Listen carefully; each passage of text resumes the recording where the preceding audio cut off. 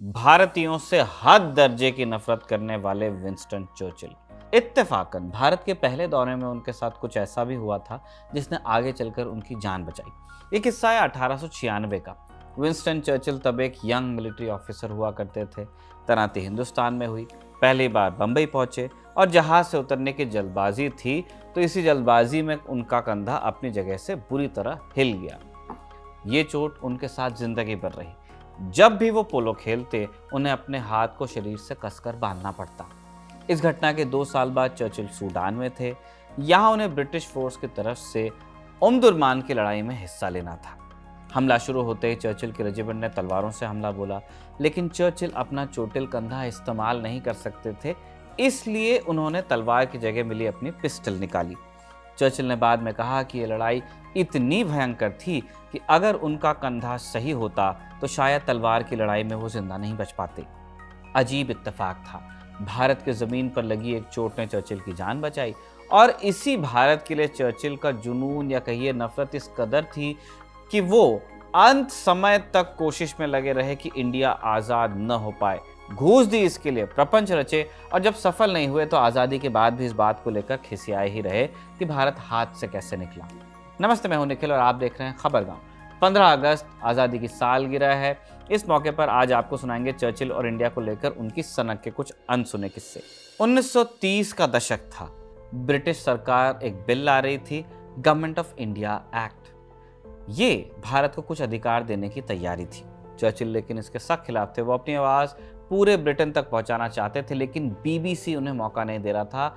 और तब परेशान होकर चर्चिल ने बीबीसी के director general sir John read को 100 पाउंड की घूस की पेशकश की थी। उस जमाने के हिसाब से बहुत बड़ी रकम थी। चर्चिल चाहते थे कि इस पैसे के बदले उन्हें सिर्फ 10 मिनट के लिए भारत के खिलाफ बोलने दिया जाए। रीड ने तब ये कहकर मना कर दिया कि वो ब्रिटिश ब्रॉडकास्टिंग में अमेरिकी तरीके नहीं लाना चाहते। चर्चिल की गांधी से नफरत के बारे में आप जानते ही हैं। गांधी को नंगा बूढ़ा बुलाने वाले चर्चिल शुरुआत से ही गांधी से नफरत पाले हुए थे। साल 1920 की बात है। अपने दोस्त डफ कूपर से चर्चिल ने कहा कि गांधी को दिल्ली के फाटकों पर हाथ पैर बांधकर लेटा देना चाहिए और फिर एक विशाल हाथी से कुचलवा देना चाहिए, जिसकी पीठ पर इंडिया का नया वाइसरॉय बैठा हो। चर्चिल की नफरत सिर्फ गांधी तक नहीं थी, इसकी जड़ें भारत में उनके शुरुआती दिनों से जुड़ी हुई थी।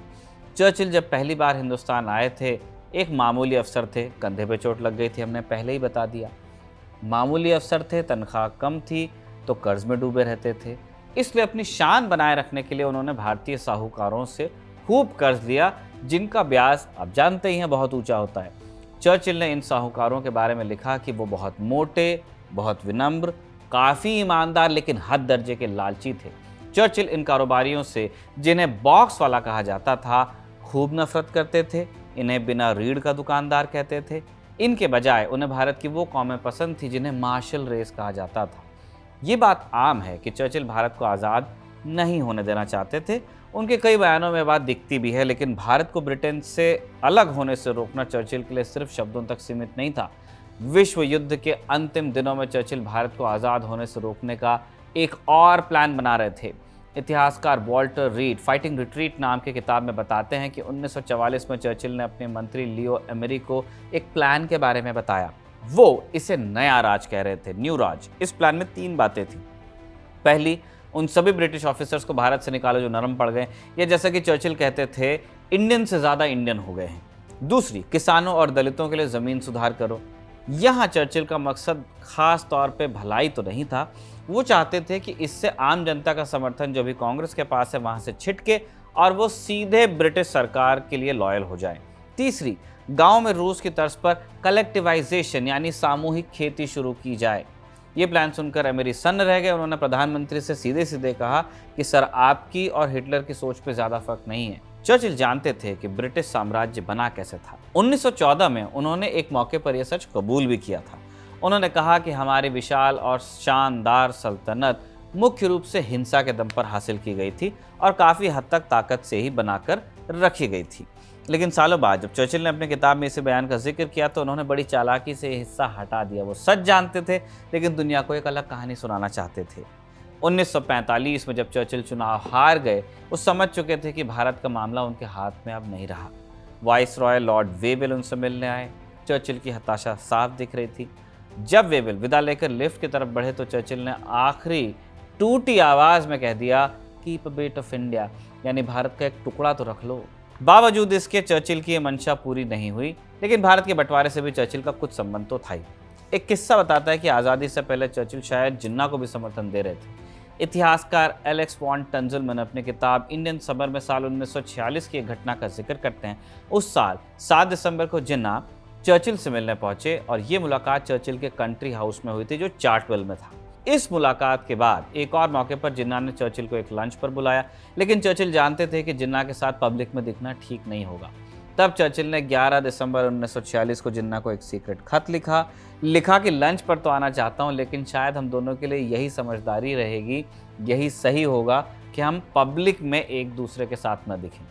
साफ संकेत था कि चर्चिल पाकिस्तान का समर्थन कर रहे थे। इस बात की तस्दीक एक और वाकये से होती है। भारत के आखिरी वाइसरॉय लॉर्ड माउंटबैटन ने अपनी बेटी पैमेला को बताया था कि जब वो बंटवारे का प्लान लेकर लंदन गए तो चर्चिल ने उनसे अकेले में मुलाकात की। चर्चिल ने कहा कि मैं पूरी जिंदगी कांग्रेस के खिलाफ लड़ाई लड़ चुका हूं, मैं कभी भी ऐसे भारत को सत्ता नहीं सौंपूंगा जिस पर कांग्रेस का राज हो। चर्चिल और माउंटबैटन की मुलाकात का एक और दिलचस्प किस्सा, ये बात मई 1947 की है।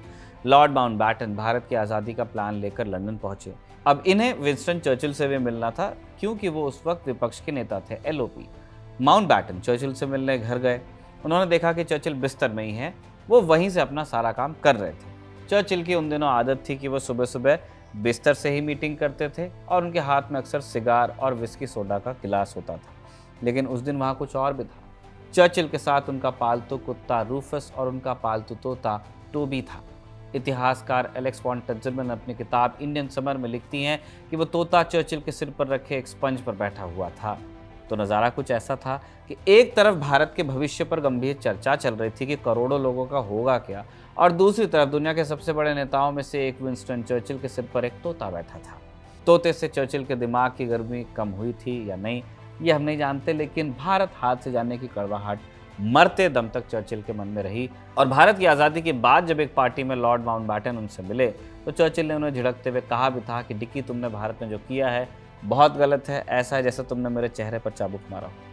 ये शब्द दिखाते हैं कि भारत का आज़ाद होना चर्चिल के लिए सिर्फ एक राजनैतिक हार नहीं थी, एक गहरा जख्म था, एक व्यक्तिगत अपमान जिसे वो कभी भुला नहीं पाए। खैर, चर्चिल ने जो भी फील किया हो, हिंदुस्तान को आज़ाद होना था और हिंदुस्तान आज़ाद हुआ। इस आज़ादी की बधाई खबरगांव परिवार की तरफ से पूरे हिंदुस्तान को। इसी नोट पर कमल का लिखा और आनंद का रिकॉर्ड किया ये वीडियो हम कंक्लूड करते हैं। कैसा लगा कमेंट बॉक्स में बताइएगा और देखते रहिए खबरगांव। जय हिंद।